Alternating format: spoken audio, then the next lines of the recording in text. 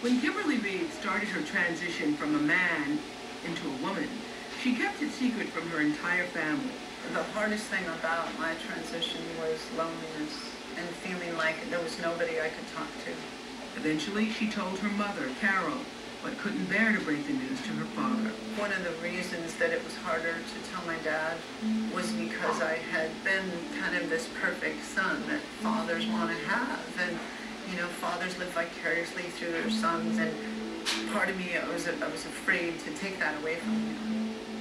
Carol waited 1 year before telling her husband that their son, Paul, was now Kim. So she told you, and you kept it a secret from your husband for a year, because you didn't think you could handle it? Well, because he was ill, and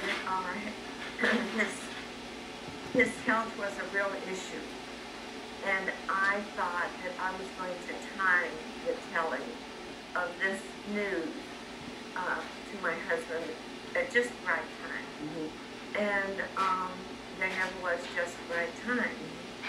But I decided I must, and so I made appointments for myself with a therapist, and on the second and third visit, I invited Lauren to come along, and that's when I Told him. Was that hard?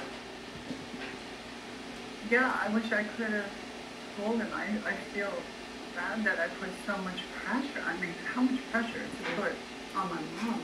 And it wasn't just my father. I mean, she was juggling our whole extended family, which is very big and loving, and they want to send me Christmas gifts, but they're going to her first, and she sends them along with a different name. I mean, I put her through a lot, and I wish I hadn't. Would you do it differently now? Absolutely. A lot earlier.